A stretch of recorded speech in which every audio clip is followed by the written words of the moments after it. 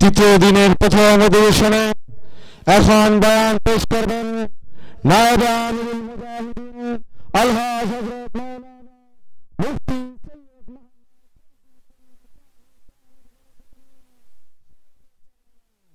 বয়ান পেশ করবেন আলহাজ হযরত মাওলানা মুফতি সৈয়দ মুহাম্মদ ফরিদুল করিম সাহেব দামাদ বরকতুল আলিয়া শেখ চরমনাই।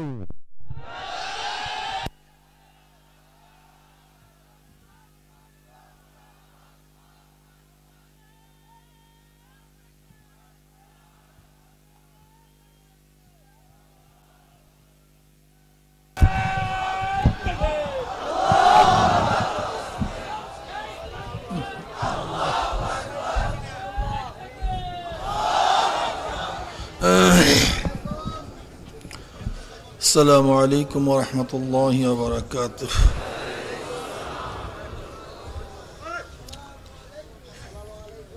وعليكم السلام.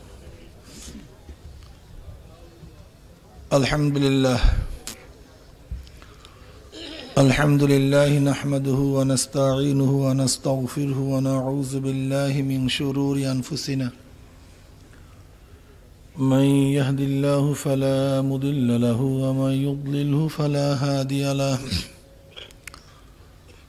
ونشهد أن لا إله إلا الله وحده لا شريك له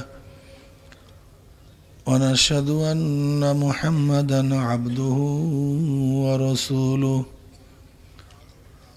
أما بعد فأعوذ بالله من الشيطان الرجيم بسم الله الرحمن الرحيم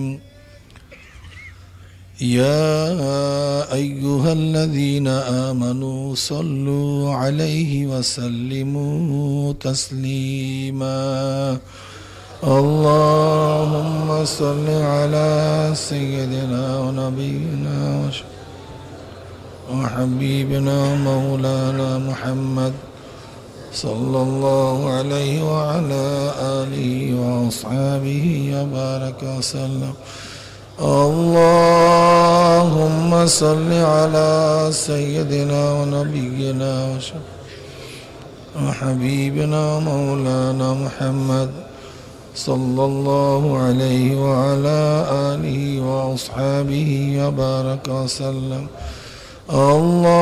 اللهم صل على سيدنا ونبينا وحبيبنا مولانا محمد صلى الله عليه وعلى آله وأصحابه وبارك وسلم أعوذ بالله من الشيطان الرجيم بسم الله الرحمن الرحيم فاذكروني أذكركم صدق الله العلي العظيم وصدق رسول النبي الكريم আল্লাহ পাকের বান্দা জনাব মুহাম্মদ রাসূলুল্লাহ সাল্লাল্লাহু আলাইহি ওয়াসাল্লামের উম্মতগণ, আল্লাহ পাক রব্বুল আলামিন আপনাকে আমাকে এই পর্যন্ত হায়াতে রেখে দামি এক মাজলিসে আসার বসার বলা শোনার তৌফিক আল্লাহ পাক দান করছেন। শুকরিয়াতান সবাই বলে আলহামদুলিল্লাহ। এই মাজলিস অনেক গুরুত্বপূর্ণ, অনেক দামি।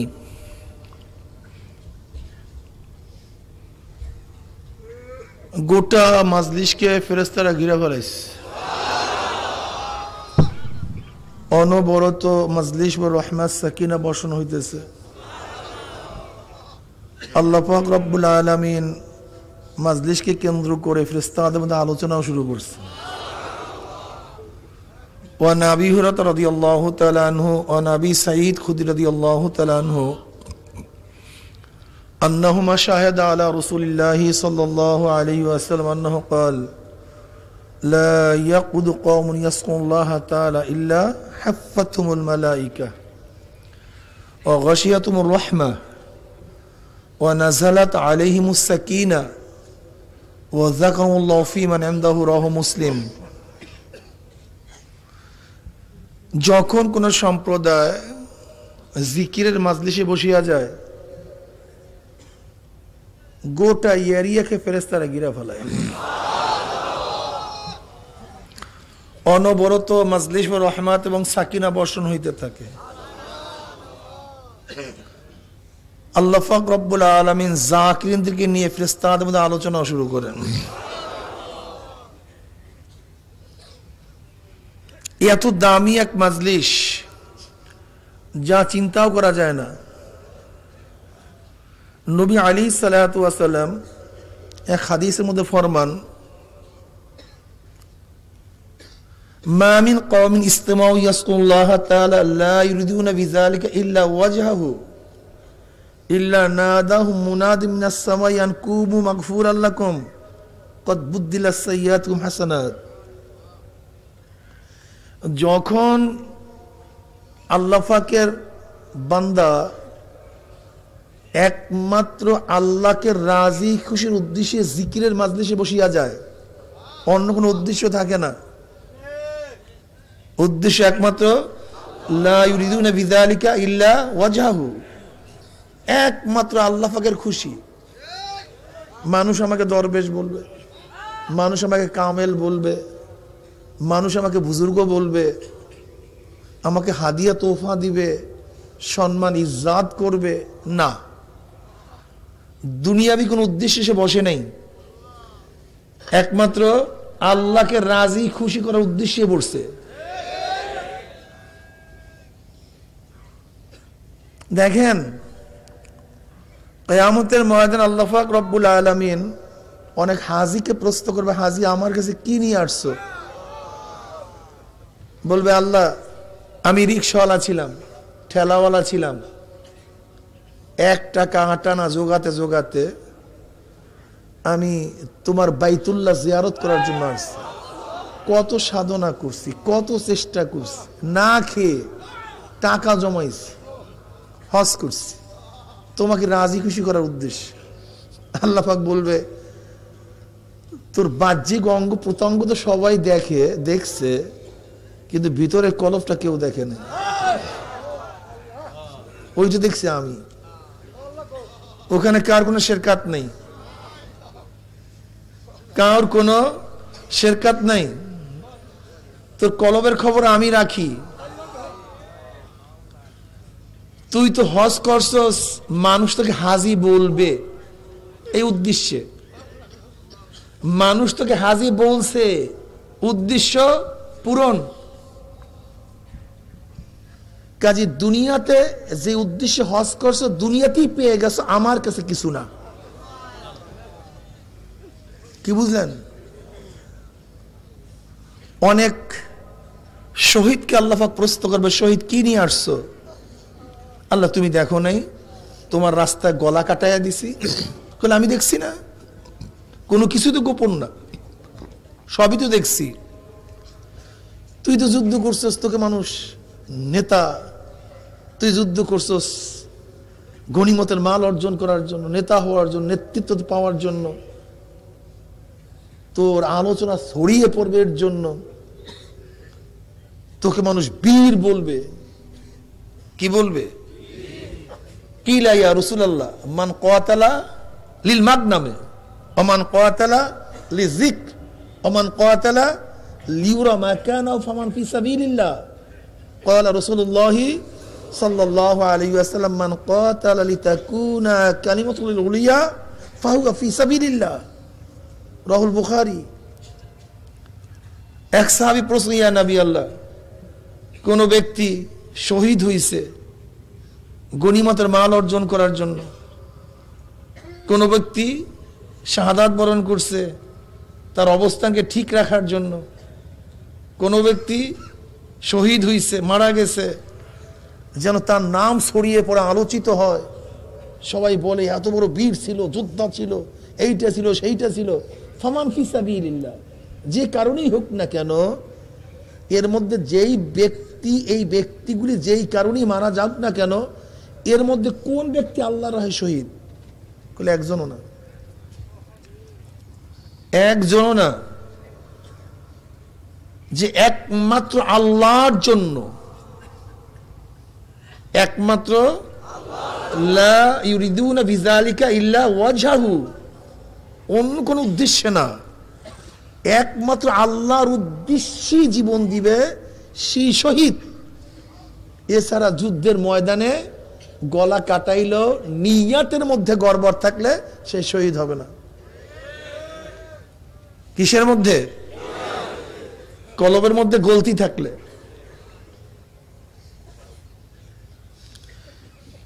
কলবের মধ্যে গ্যাঞ্জাম থাকলে সব বাদ। সব কি? সব বাদ, কিচ্ছু কাজে লাগবে না। এর জন্য কোরআনের মধ্যে কসম শুরু হয়েছে, ফালা ওয়া রাব্বিকা লা ইউমিনুনা হাত্তা ইউহাক্কিমুকা ফীমা শাজারা বাইনাহুম। এর আগে কোরআন কসম করে নাই, এখান থেকে কসম শুরু। কোরআনের কসম শেষ, ওয়াল আসর ইন্নাল ইনসানা লাফি খুসর। এরপরে কোরআন কসম করে কোনো কথা বলে নাই, সমাপ্ত করছে। কসম কেন করা হয়, কারণটা কি? কসম করা হয় কথার গুরুত্ব বোঝাবার জন্য। তা আল্লাহ পাকের কথা তো কসম ছাড়াও সত্য। ওমান আস্তাকু মিনাল্লাহি কিলা, আল্লাহর চেয়ে সত্যবাদী কে আছে? আছে নাকি কেউ? আল্লাহ নিজেই কয় ওমান আস্তাকু মিনাল্লাহি কিলা, আল্লাহর চেয়ে সত্যবাদী আবার কে আছে রে? আল্লাহ পাক কসম না কাটলেও তার কথা সত্য। কসম ছোট কাটে বড়র কাছে, যার অধীনস্থ সে কসম কাটে, যার অধীনস্থ সে কসম কাটে না। আসামি কসম কাটে, জজ কসম কাটে না। সন্তান কসম কাটে, বাবা কসম কাটে না। ছাত্র কসম কাটে, উস্তাদ কসম কাটে না।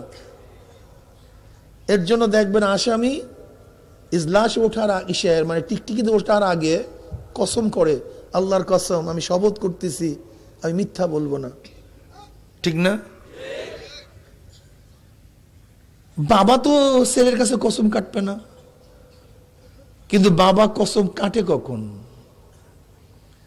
যুক্তির কসম বাবা কাটে না, মোহাব্বতের কসম বাবা কাটে। কিসের কসম কাটে? মোহাব্বতের কসম। যুক্তির কসম কাটে না। বাবা দেখতেছে ছেলেকে যতই বুঝাই আম বাগানে যাইস না, ওখানে বাঘ দেখি, কিন্তু যতই বুঝাইতেছে বাবা ছেলের চেহারার দিকে তাকায় দেখতেছে যে আমার কথাটা মানতেছে না, মোহাব্বত জোশ মারতেছে। আমার ছেলে যদি আম বাগানে চলেই যায় অবস্থা খারাপ, ছেলে যাইস না। ওর লোক আমের দিকে, বারবার খেয়াল করছে আমের দিকে। এবার বাবার মধ্যে মোহাব্বত জোশ মারছে, এ সন্তান আমি আল্লাহর কসম করে বলতেছি আম বাগানে যাইস না, ওখানে বাঘ দেখছি আমি। এই যে বাবা ছেলের কাছে কসম কাটছে, এটা যৌক্তিক কসম না, মোহাব্বতের কসম।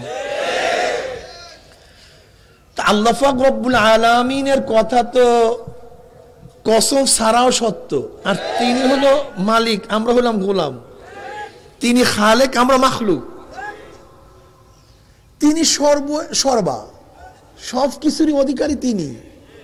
কুলিল্লাহুম্মা মালিকাল মুলক, সমস্ত ক্ষমতার অধিকারী তিনি। অথচ তোমার মতো আমার মতো বন্দাকে বুঝাতে গেলে আল্লাহ পাক কসম কাটবেন কেন? কসম তো কাটা হয় গুরুত্ব বোঝাবার জন্য, কথার বিশ্বাস স্থাপন করার জন্য। কিন্তু আল্লাহ পাক কেন কসম কাটলেন? বন্দার মোহাব্বতে পড়িয়া, বন্দার মোহাব্বতে পড়িয়া।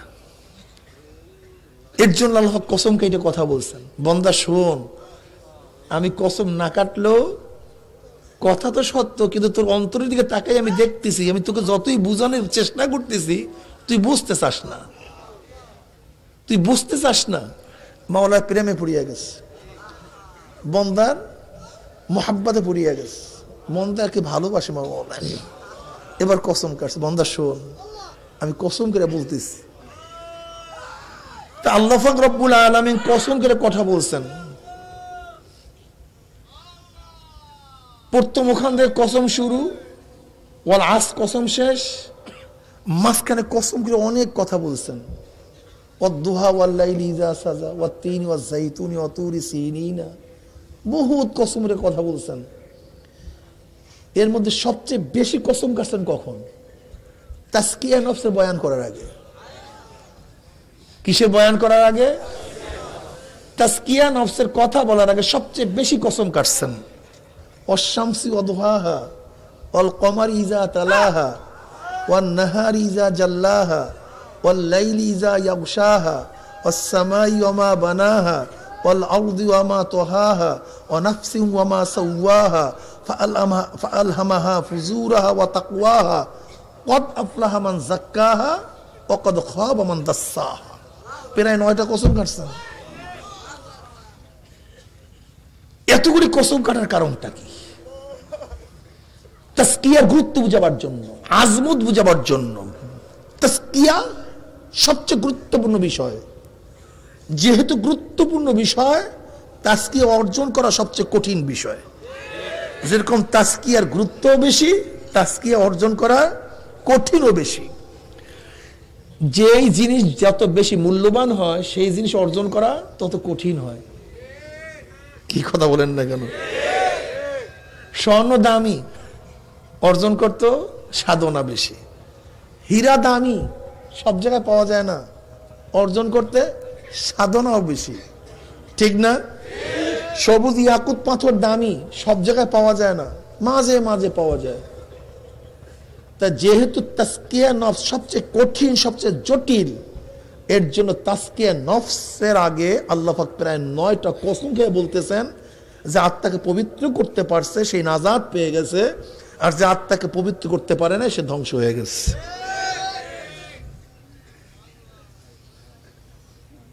খুব কঠিন মাসালা। এর জন্যই তাজকিয়া নফস সবচেয়ে কঠিন এবং সবচেয়ে জটিল এবং সবচেয়ে দামি। কি কথা ঠিক না? যে আত্মাকে পবিত্র করতে পারছে সে নাজাত পেয়ে গেছে, যে আত্মাকে পবিত্র করতে পারে নাই সে ধ্বংস হয়ে গেছে। এর জন্যই নবী আলাইহিস সালাতু ওয়াস সালাম কি বললেন? রাজা'না মিনাল জিহাদিল আসগর ইলা জিহাদিল আকবর। আমি ছোট্ট যুদ্ধ থেকে বড় যুদ্ধের দিকে রওনা করলাম। তাজকিয়া নফস, আত্মাকে পবিত্র করা, শুদ্ধ করা, পরিষ্কার করা। কিসের থেকে? অপরিষ্কার থেকে। অপরিষ্কার কি? কেবের, রিয়া, হেরস, হুব্বেজা, হব্বেমাল, এগুলি হলো অপবিত্র, কালি, ময়লা। কি কথা ঠিক না? এগুলিকে ধুইয়া মুইসা সেখানে একেবারে পবিত্রতা নিয়ে আসতে হবে। ইখলাসের সাথে ইবাদত করতে হবে। কিসের সাথে? ওমা উমিরু ইল্লা লিয়াবুদুল্লাহ মুখলিসিনা লাহুদ্দিন। ওমা উমিরু, আমি তোমাদের কোনো আদেশই করি নাই, কোন ইবাদতের আদেশ করিনি। ওমা উমিরু, কোন আদেশ নেই, না নামাজ, না রোজা, না হজ, না যাকাত, না জিকির, না তেলাওয়াত, না দান, কোন ইবাদতের প্রয়োজন নেই। হ্যাঁ, নামাজ পড়বা, ইখলাসের সাথে পড়তে হবে। রোজা রাখবা, ইখলাসের সাথে রাখতে হবে। জিকির করবা, ইখলাসের সাথে করতে হবে। বয়ান করবা, ইখলাসের সাথে করতে হবে। তেলাওয়াত করবা, ইখলাসের সাথে করতে হবে। দান করবা, ইখলাসের সাথে করতে হবে। জিহাদ করবা, ইখলাসের সাথে করতে হবে। হজ করবা, ইখলাসের সাথে করতে হবে। আলেম হবা, ইখলাসের সাথে হতে হবে। ইখলাসবিহীন নামাজ কোনো গুরুত্ব নেই। রোজা ইখলাসের সাথে কোনো দাম নাই। বসান না কেন? ইখলাসের সাথে রোজা দামি। কি কথা ঠিক না? আর ইখলাসবিহীন যত পাহাড় পরিমাণে ইবাদত হোক, কোনো কাজে লাগবে না। আমি কথাটা বুঝাতে পারছি? এর জন্য তাসকিয়া নফস, তাসকিয়া নফস, আত্মাকে পবিত্র করা।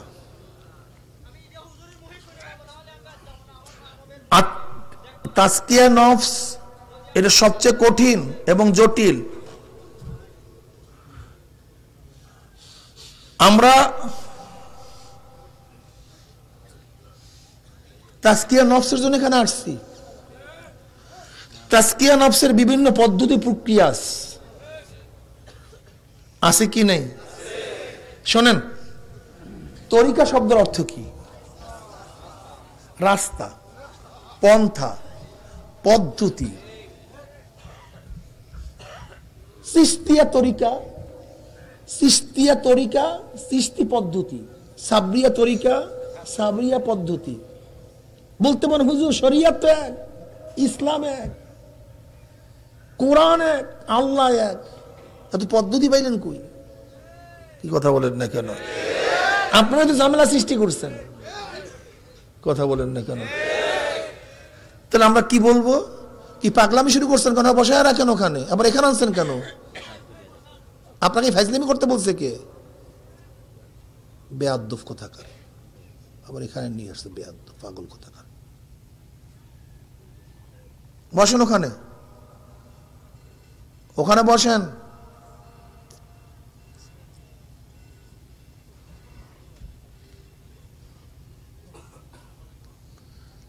দেখবেন এশকাল তুলে, প্রশ্ন তুলে, জি এরাই সব ফিতনার মূল। কি? জি এত তরিকা করছে, অথচ কোরআন এক, আল্লাহ এক, রসুল এক, আর এরা এত তরিকা বানায় দিছে, এত মাযহাব বানায় দিছে। খুব সহজ, আর গিলা ফেলাইস। যদি প্রশ্ন করে ভাই বুখারীর হাদিস, মুসলিমের হাদিস, তিরমিজির হাদিস, নাসাইর হাদিস, হাদিস এক, এত হাদিসের কিতাব হবে কেন? কি কথা বলেন না কেন? এটা তো শিরক করে ফেলেছে মারাত্মক। বলে হাদিস কোথায়? বলে বুখারীর হাদিস। নাউজুবিল্লাহ, হাদিস তো নবীর হাদিস, বুখারীর হাদিস আসছে কোথা থেকে? বলে হাদিস কোথায়? বলে মুসলিমের। আস্তাগফিরুল্লাহ, হাদিস তো নবী, তা মুসলিমের হাদিস আসলো কোথা থেকে?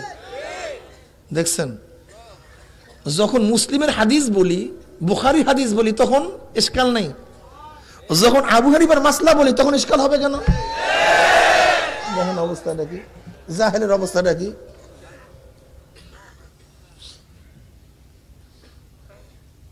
কিরে ভাই তুই মাদ্রাসায় কি লিখছো? বলি বৈজ্ঞানিক পদ্ধতিতে কোরআন শিক্ষা। হ্যাঁ, কি পদ্ধতি? মানে বৈজ্ঞানিক তরিকায় কোরআন শিক্ষা। তা কোরআন তো এক, নাদিয়া পদ্ধতি, নুরানি পদ্ধতি, বৈজ্ঞানিক পদ্ধতি। কি কথা বলেন না কেন? কিরাতুল কোরআন পদ্ধতি, তালিমুল কোরআন পদ্ধতি, আর কোরআন তো এক, এত পদ্ধতি কেন?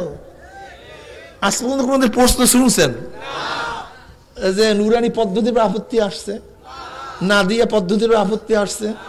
কোরআন কার? দোকানে গিয়ে কি বলেন, ভাই একটা নুরানি কোরআন শরীফ দেন। আগে না হয় খালি, না বুঝে খালি না হয় না করে কি গিয়ে বলেন কি, ভাই নুরানি কোরআন শরীফ দেন, ভাই একটা হেফজ কোরআন শরীফ দেন, ভাই কলিকাতার সাফারা কোরআন শরীফ দেন। তো এত কোরআন বানাইলেন কই? মানে উদ্দেশ্য তো কোরআন শিক্ষা, তরিকা তো উদ্দেশ্য না। এক একজন গবেষক গবেষণা করে উদ্দেশ্য হলো তার কোরআন সহি করা। কেউ ভাবছে এই পদ্ধতিতে যদি সহি করা যায় ও ব্যক্তি তাড়াতাড়ি সহি করতে পারবে। কেউ মনে করছে এই পদ্ধতিতে যদি কাজ করা যায় কোরআন জলদি জলদি শিখতে পারবে। যদি এই এই এই এই এই এই পদ্ধতিতে কোরআন শিক্ষা দিলে আপত্তি না হয়, তো এই পদ্ধতি তাসকিয়া নফস করলে আপত্তি হবে কেন? তখন তোমার এত প্রশ্ন কেন? তোমার তাল্লা গরম কেন? কারণটা কি বাবা বলো? হ্যাঁ, যদি নবীর হাদিস হয়, সেখানে বুখারীর হাদিস কি তুমি আসাহুল হাদিস বাদা কিতাবিল্লাহি বলবা? মুসলিমের হাদিস অনেক সহি, এই হাদিসের তরতিব এত সুন্দর, তখন তরতিব অনুযায়ী তুমি কোন ইমামদের ইশকাল তুললা না, সনদের ব্যাপারে কোন ইমামদের ইশকাল তুললা না, তার পদ্ধতির ব্যাপারে কোন মুহাদ্দিস এইভাবে কিতাব শুরু করছে, কেউ এইভাবে শুরু করছে, কেউ এইভাবে শুরু করছে, কেউ এইভাবে তরতিব দিছে, কি কথা ঠিক না? কেউ কোন ইশকাল তুললা না, কেউ তাফসীর এইভাবে লিখছে, কেউ এইভাবে লিখছে।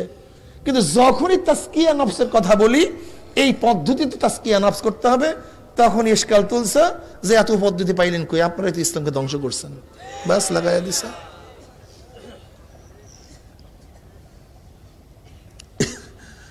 দেখেন কলি কিরে ভাই, তোর বাড়ির দরজায় তো উস্তাদ আছে, তুই এই 1 মাইল দূর 3 মাইল দূর হাইটে আসছিস কেন? ঘটনা কি?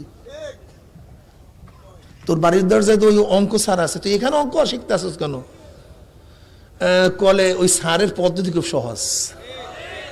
কি স্যারের পদ্ধতি সহজ?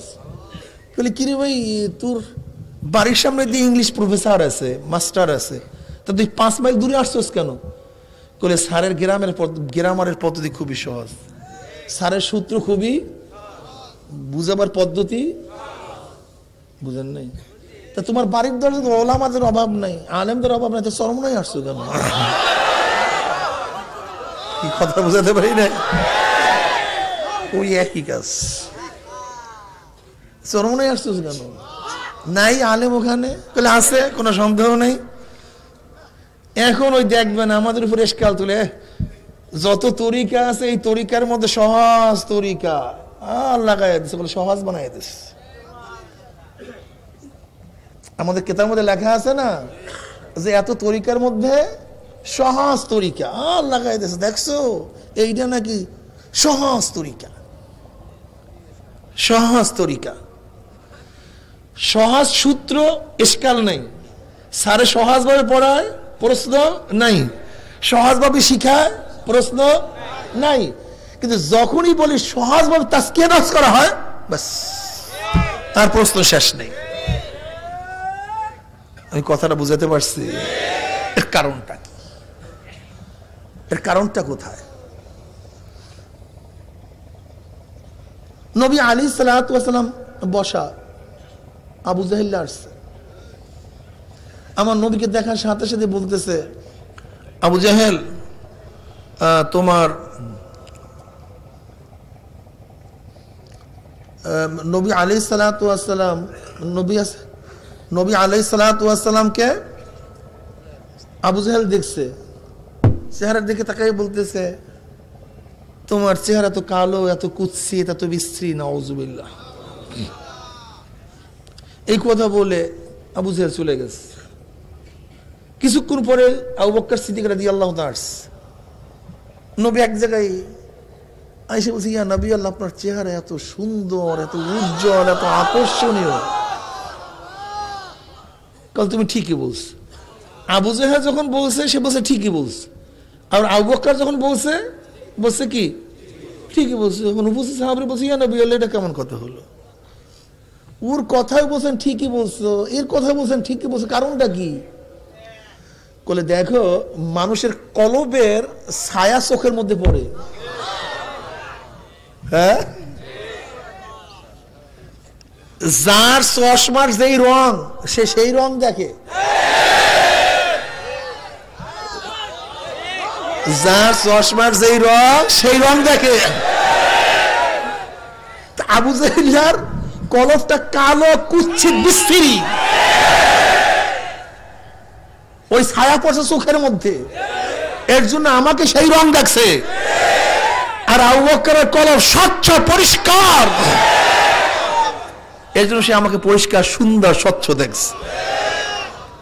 তা ওদের কলবের মধ্যে হইলো পচা, গান্দা। তাজকিয়ার নফসের আলোচনাই নাই, তাজকিয়ার খবরই নাই। বাদ দেন ওদের কথা। বর্তমান কওমিয়া মাদ্রাসার ছেলে, কওমি মাদ্রাসার আলেম, তাদের অবস্থা দেখলে পাগল হয়ে যাবেন। যদি আপনি দেখবেন কোন কওমিয়া মাদ্রাসায় গিয়া, কোন কওমি মাদ্রাসা, অনেক সব কথা বলতেছে, সবসময় মনে রাখবেন আমি কিছু কিছুর কথা বলতে চাই, কোন সময় সব উদ্দেশ্য না, এটা সবসময় মনে রাখবেন। কিছু কিছু মাদ্রাসায় গিয়া আপনি যদি একটু কান্নাকাটি করেন নামাজের মধ্যে, দেখবেন সব পোলাপানে এরকম তাকাই থাকবে যে এবার আজীব সিস কোথার থেকে দুনিয়াতে আসছে, এ তো এই জগতের লোক না, এ তো এই জগতের লোক না, এই জগতের লোক আসতো কোথার থেকে। দেখবেন সব উস্তাদ সব ভিড় করে আপনার দিকে তাকায় থাকবে, এ তো ভিন্ন জগতের এক লোক, ভিন্ন জগতের লোক, কওমিয়ান। অথচ সাহাবায়ে কেরাম রিদওয়ানুল্লাহি তাআলা আলাইহিম আজমাইনদের ঘটনা কালকে বলছি। উমর ইবনে খাত্তাব রাদিয়াল্লাহু তাআলা সামনের কাতারে কান্নাকাটি করতেন, তার কান্নার আওয়াজ পিছনের কাতার থেকে শুনতে পাওয়া যেত, পিছনের কাতার থেকে, পিছনের কাতার থেকে। আরে ভাই আলিয়া কলেজ টলেজ বাদ, এখন বর্তমান যুগে সবচেয়ে হকপন্থী আমাদের প্রতিষ্ঠান, আমি সেই কথা বলতেছি, সেখানে গিয়া যদি আপনি নামাজের মধ্যে কান্নাকাটি করেন, দেখবেন তারা ভিন্ন জগতের লোক হিসেবে আপনার দিকে সবাই তাকায় থাকবে, যে জগতের লোক না।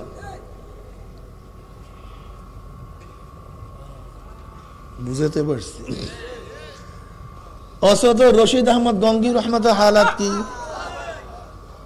কাসেম নাজুর রহমতুল্লাহ হালাত কি, তাদের অবস্থানটা কি চিন্তাও করা যায় না।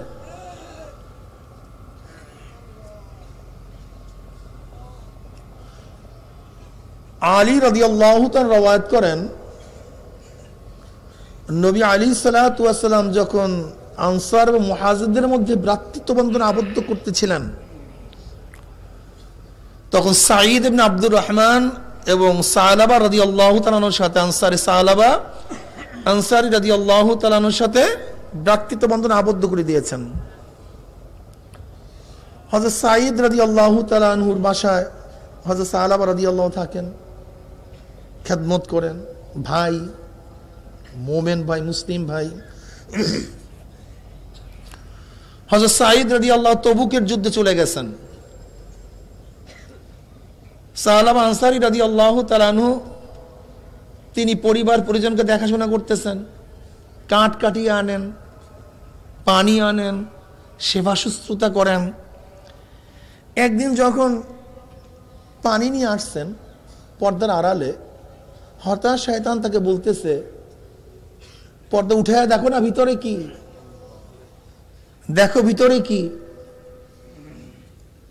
সালাবা রাদিয়াল্লাহু তাআলা আনহু পর্দা উঠালেন।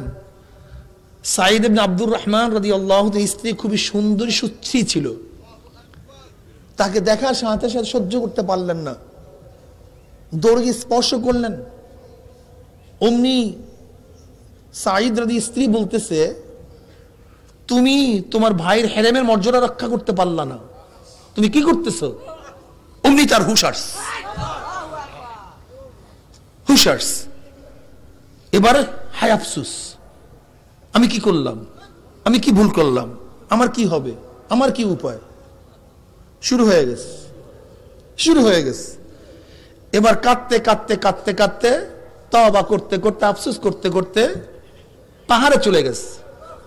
সেখানে বসে শুধু কান্নাকাটি করতে, হায় আফসোস, আমার কি হবে, আমি কি করলাম, আমার উপায় কি, আল্লাহ আমাকে মাফ করবে কিনা, আমার কিয়ামতে কি উপায় হবে, কোন সিরাতে কি উপায় হবে, শুধু আফসোস করতেছে, কাঁদতেছে। যখন তবুকের যুদ্ধ থেকে সবাই ফিরে আসছে, সবাই সবার সাথে সাক্ষাৎ করার জন্য আসে, কিন্তু সাঈদ রাদিয়াল্লাহু তাআলার ভাই তো আসে না। বাড়িতে জিজ্ঞাসা করছে, কই আমার ভাই কই, সে আসে না কেন? সে তো আপনার হেরেমের মর্যাদা রক্ষা করতে পারে নাই, সে তো পাপের মধ্যে ডুব দিছে, কোথায় আছে সে? বলে দেখেন কোথায় আছে। খুঁজতে খুঁজতে খুঁজতে খুঁজতে পাহাড়ের কিনারায় গেছে, গিয়া দেখে সেখানে কান্নাকাটি করতে, চিল্লাচিল্লি করতেছে, পেরেশান অবস্থায় আছে। তাকে দেখার সাথে সাথে মাথা নত করে ফেলাইছে। বলে ভাই চলো, নবী আসছে, তার সাথে দেখা করতে যাই। বলে না, আমি যাব না, আমি চেয়ার উন্মোচন করতে পারবো না, আমি মাথা উঠাতে পারবো না। না, তোমাকে যেতেই হবে। বলে হ্যাঁ, আমি যাইতে পারি। যদি কয়েদির মতো আমাকে হাতে পার মধ্যে শিকার লাগাই নিতে পারো তাহলে আমি যেতে পারি। তাই করা হইল, হাত পার মধ্যে শিকার লাগাইয়া নিয়ে আসছে। তার একটা মেয়ে ছিল খানসা। খানসা এসে বলতে, চলেন আমরা ওমরের কাছে যাই, দেখি সে আপনার তওবা কবুল করে কি করে না। ওমর ইবনে খাত্তাব রাদিয়াল্লাহু তাআলার কাছে গেছে। যাওয়ার পরে তিনি বলছেন, আমি তো এই অপরাধ করিয়া ফেলাইছি, আমাকে কি মাফ করবেন? তওবার দরজা কি খোলা আছে? বলে, বের হয় এখান থেকে, আমার ইচ্ছা হয় আমি উঠে তোর চুলকে ছিঁড়া ফেলাই। বের হয় এখান থেকে, আমার কাছে তওবার কোনো সুযোগ নেই, বের হয় এখান থেকে। তার মেয়ে খানসা তাকে টানতে টানতে বলতেছে, চলো আবু বকরের কাছে যাই, হয়তো সে তোমাকে কবুল করবে, সে তোমার তওবাকে গ্রহণ করবে। গেছে আবু বকর সিদ্দিক রাদিয়াল্লাহু তাআলার কাছে। হাত পায়ে বেরি দেখে বলতেছে, তুমি তো আমার জাহান্নামের কথা স্মরণ করাই দিস, এখান থেকে চলে যাও, আমার কাছে মাফের কোনো সুযোগ নেই। বলে, চলেন আলীর কাছে। আলীল মুর্তজা রাদিয়াল্লাহু তাআলা গেছে, বলে আমার কাছে মাফের কোনো সুযোগ নেই, তুমি এখান থেকে বের হয়ে যাও। এবার সে বলতেছে, আবু বকরের দরজা বন্ধ, ওমরের দরজা বন্ধ, আলীর দরজা বন্ধ, কিন্তু সরদার দু আলম রাহমাতুল্লাহ আলামিনের দরজা তো বন্ধ না, হয়তো সে আমার তওবা কবুল করবে, আমি তার কাছে যাই। খানসা তার কাছে নিয়ে গেছে। নবী আলাইহিস সালাতু ওয়াস সালাম কাছে বলার পরে আমার নবী বলতেছেন, আমার কাছে তোমার তওবা নাই, তুমি এখান থেকে বের হয়ে যাও। এবার সে সরাসরি পাহাড়ে চলে গেছে।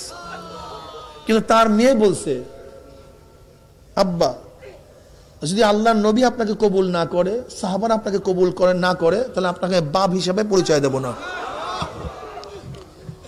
এবার সে পাহাড়ে চলে গেছে। পাহাড়ে গিয়া শুধু কান্দে, হায় আফসোস, কি করলাম, আমার কি উপায়, আমার ধ্বংস, আমার মৃত্যু। শুধু কান্দে, রোনাজারি করে, সারা রাত্র কাঁদতে থাকে, সেজদায় পড়িয়া থাকে, আফসোস করতে থাকে, তওবা করতে থাকে। মাওলার রহমতের দরিয়ার মধ্যে জোশ মারছে।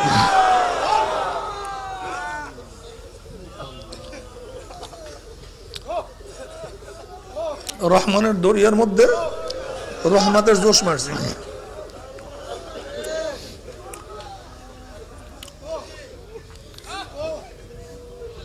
এবার রহমান জিব্রাইলকে পাঠাইছে, যা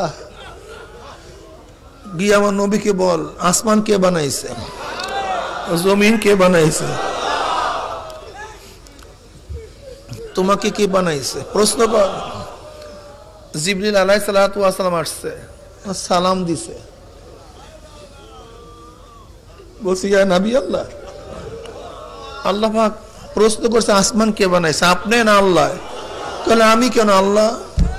বলে, জমিন কে বানাইছে, আপনি না আমার মাওলা? সবই তোমার মাওলাই সৃষ্টি করছে।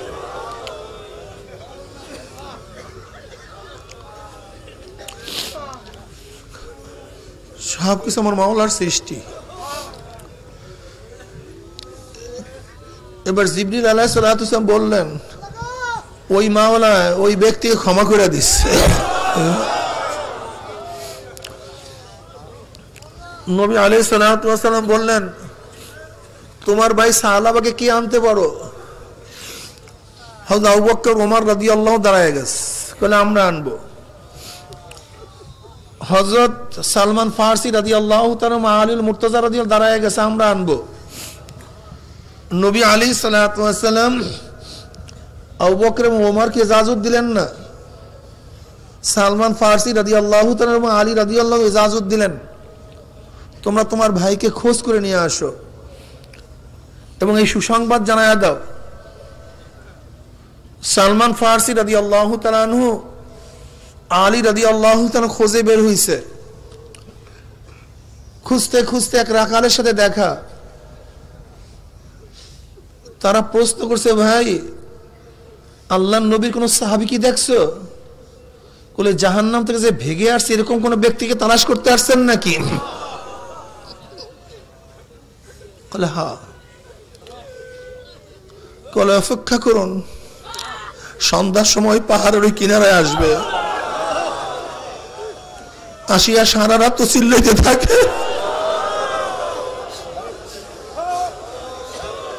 সারা রাত কাঁদতে থাকে।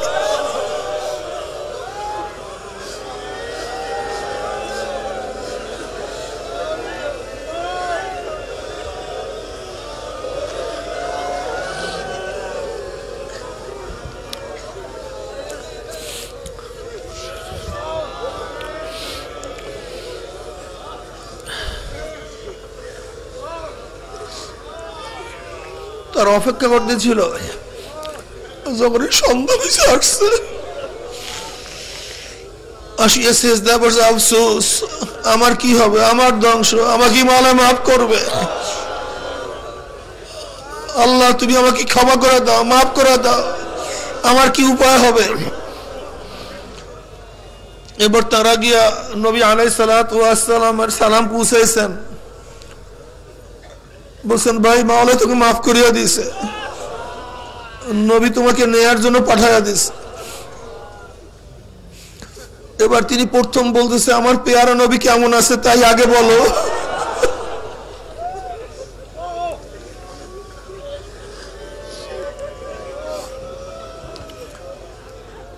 আর তুমি আমি কি করতাম, তুমি আমি কি করতাম, আহারে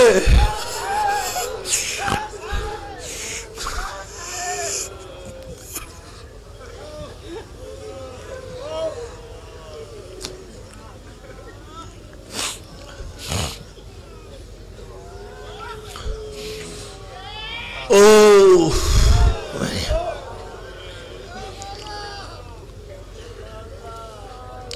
তারা যখন তাকে নিয়ে আসছে,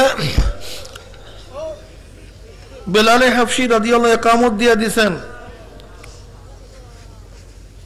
তারা নামাজের পিছনে কাতার দাঁড়াইছে। নবী আলাইহিস সালাতু ওয়াস সালাম যখন তেলাওয়াত করছে আলহাকুমুত তাকাসুর,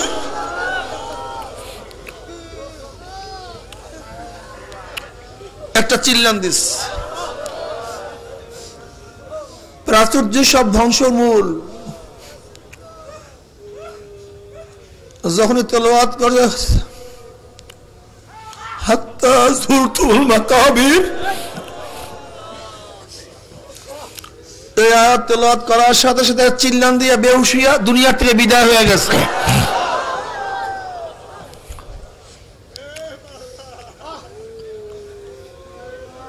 সালাম ফিরাবার পরে নবী আলাইহিস সালাতু ওয়াস সালাম সালমান ফারসি রাদিয়াল্লাহু বলতেছে, সালমান তার মুখের উপরে পানি ছিটা দাও, কলিয়া নবী আল্লাহর সাথে দুনিয়া থেকে বিদায় হয়ে গেছে,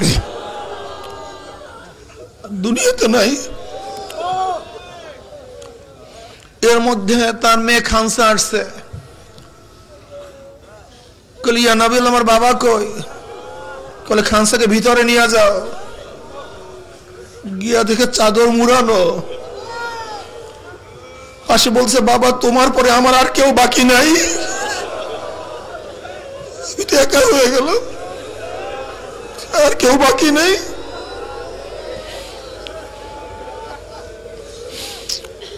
এবার নবী আলাইহিস সালাতু ওয়াস সালাম বলেন, খানসা তুমি কি এটা পছন্দ করো যে ফাতেমা তোমার বোন হবে, আমি তোমার বাবা হব?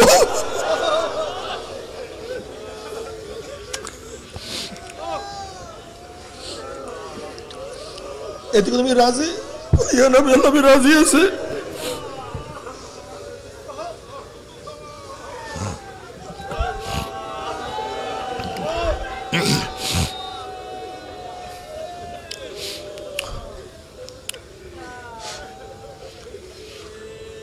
এবার নবী আলাইহিস সালাতু ওয়াস সালাম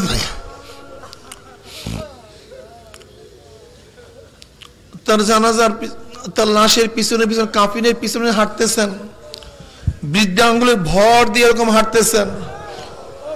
ওমর ইবনে খাত্তাব রাদিয়াল্লাহু প্রশ্ন, ইয়া নবী আল্লাহ আপনি এইভাবে কেন হাঁটতেছেন, এইভাবে কেন হাঁটছেন? বলে সাহাবা আনসারীর জানাজায় এত পরিমাণে ফেরেশতা উপস্থিত হয়েছে।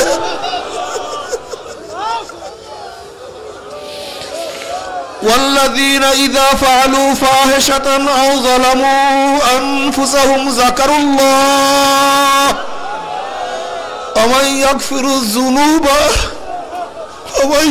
الذنوب إلا الله।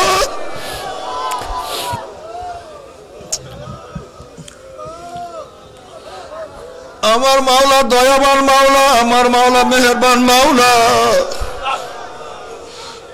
আমার মাওলা এত মেহেরবান, এত দয়াবান, এত মেহেরবান আমার মাওলা আল্লাহ। قل يا عبادي الذين أسرفوا على أنفسهم لا تقنطوا من رحمة الله إن الله يغفر الذنوب جميعا। বন্দা বন্দা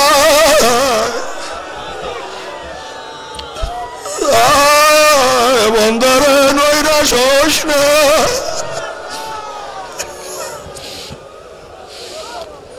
বাবার সাথে সন্তান বারবার অন্যায় করলে বাবা তেজ্য পুত্র করিয়া দেয়, মালিকের সাথে বারবার অন্যায় করলে গোলামকে লাথি মারিয়া তারাইয়া দেয়,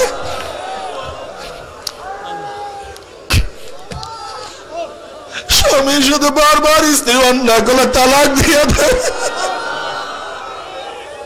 বন্ধুর সাথে বন্ধু বারবার অন্যায় করলে সম্পর্ক ছেদ করিয়া দেয়। আর আমার মাওলা এত মেহেরবান, এত দয়াবান, আমরা বারবার অন্যায় করার মাওলা ডাক দিলাম, বন্ধা নৈরাশ হোস না বন্ধারে আল্লাহ আল্লাহ রে। বাবারা যারা তওবা করার মতো তওবা করো, আর মনে মাওলা রে গুনাহ খাতা মাফ না করাইয়া বিদায় দিও না আল্লাহ। আমাদের সবাইকে মাফ করিয়া দাও, সবাইকে ক্ষমা করিয়া দাও।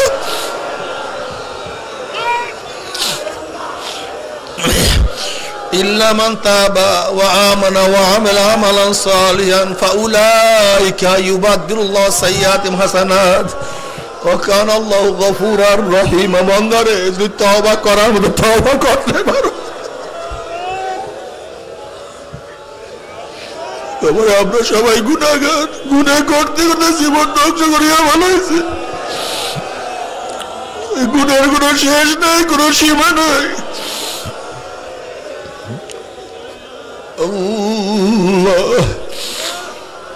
বাবারে বনি ইসরায়েলের এক যুবক বারবার তওবা করে, বারবার তওবা ভাঙ্গিয়া ফেলায়, তওবা রাখতেই পারে না, বারবার তওবা ভাঙ্গিয়া ফেলায়। আল্লাহু রাব্বুল আলামিন মুসা আলাইহিস সালাতু ওয়াস সালামকে বলেন, মুসা ওই বান্দাকে বলিয়া দে আমি মাওলা খুব নারাজ হয়ে গেছি, আমি তার খুব বেরাজ হয়ে গেছি, আমি তার ক্ষিপ্ত হয়ে গেছি।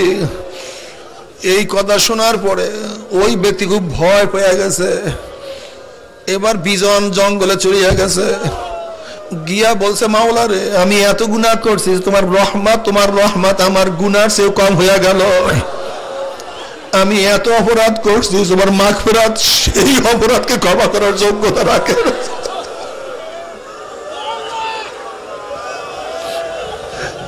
তোমার রহমতের দরিয়া কি শুকিয়ে গেছে, তোমার মাগফিরাতের ভান্ডার কি বন্ধ হয়ে গেছে, আমার গুনাহ তোমার চেয়ে বড় হয়ে গেছে আল্লাহ। আমি যত গুনাহ করি আমি বিশ্বাস করি তোমার মাগফিরাত তার চেয়ে অনেক বেশি, আমি যত অন্যায় করি আমি বিশ্বাস করি তোমার রহমত তার চেয়ে অনেক বেশি। আমি ছোট তুমি বড়, আমি মাখলুক তুমি খালেক, আমি তোমার গোলাম তুমি আমার মালিক আল্লাহ। তুমি মাফ মাফ না করলে আমার কি উপায় হবে? আল্লাহ তুমি আমাকে মাফ করিয়ে দাও। অমনি আমার মাওলা পাক রব্বুল আলামিন মুসাকে বলছে, মুসা রে, তুই আমার বন্ধুকে সুসংবাদ দিয়ে দে, ও যত গুনাহ করছে আমি মাওলা সমস্ত গুনাহ মাফ করিয়া দিছি। আল্লাহ যেহেতু আমার সিফাতের উপরে আলোচনা করছে, আমি রহমান, আমি রহিম, আমি গফফার, আমি সত্তার, আমি মালিক, আমি সামাদ। মামারে তওবা করার মতো তওবা করো, যদি তওবা করার মতো তওবা করতেই পারো।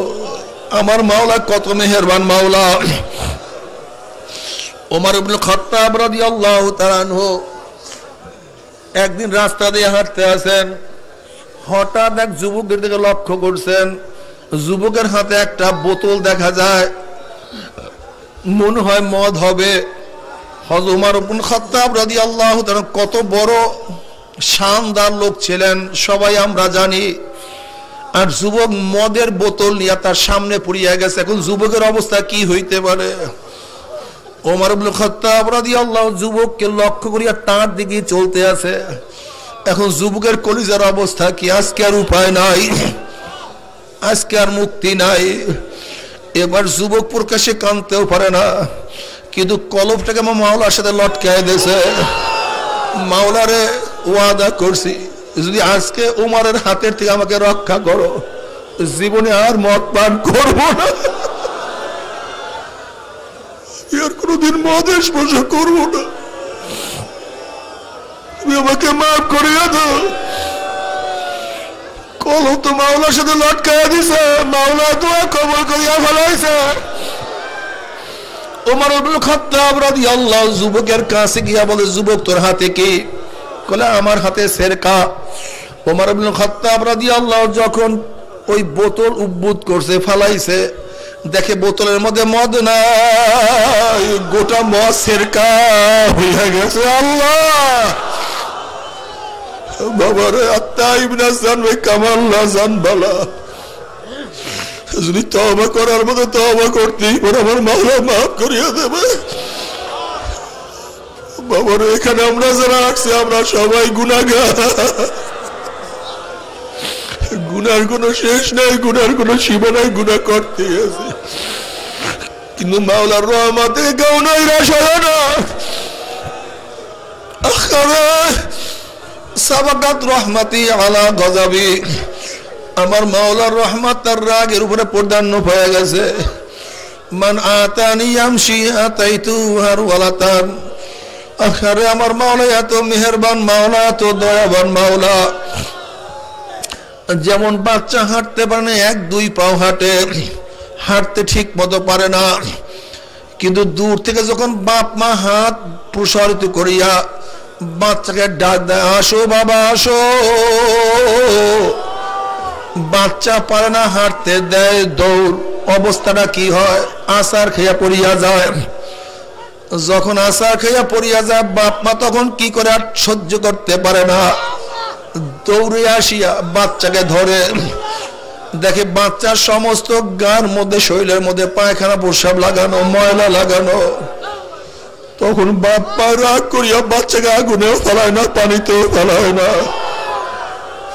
বরং বাচ্চাকে ধোয়াইয়া বসাইয়া এই গেলে চুপা দেয়, ওই গেলে চুপা বুকের মধ্যে টানিয়া।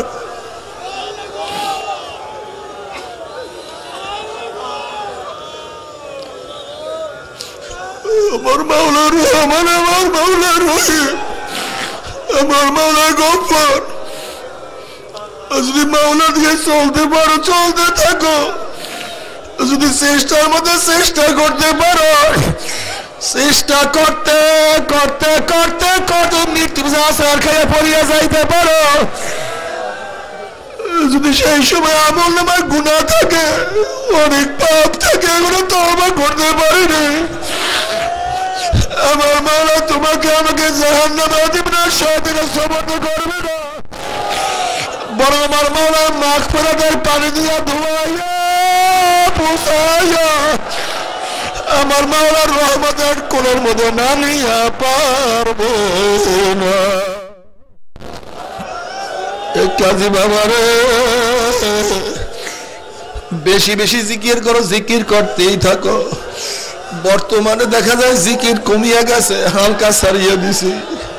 সকাল বিকাল জিকির আর করি না, মাসিক ইস্তেমায় যাইতে চাই না, 5 ঔষধ ছাড়িয়ে দিছি। বাবারে ছাড়িও না। তুমি কি দেখো না যারা ঠিক মতো হালকা জিকির করছে, 5 ঔষধ ব্যবহার করছে, আল্লাহ পাক রব্বুল আলামিন তাদেরকে কত নেয়ামত দান করছে, কত নেয়ামত আমার মাওলা দান করছে। আল্লাহ পাক যেন সেই নেয়ামত তোমাকে আমাকেও দান করে জিকিরের সাথে যেন দুনিয়া থেকে বিদায় হইতে পারে। মাওলার নাম জবানে নিয়ে যেন দুনিয়া থেকে বিদায় হইতে পারি, গুনাহ খাতা মাফ করে যেন মাওলার কাছে হাজির হইতে পারি। 5 ঔষধ সারিও না, ঠিক মতো 5 ঔষধ পালন করতে থাকো। খবরদার ত্রুটি করিও না। মাওলার পথে মুজাহিদা ছাড়বা না, জিকির আজকার সারিও না। লা ইলাহা ইল্লাল্লাহ, লা ইলাহা ইল্লাল্লাহ, লা ইলাহা ইল্লাল্লাহ, লা ইলাহা ইল্লাল্লাহ, লা ইলাহা ইল্লাল্লাহ, লা ইলাহা ইল্লাল্লাহ।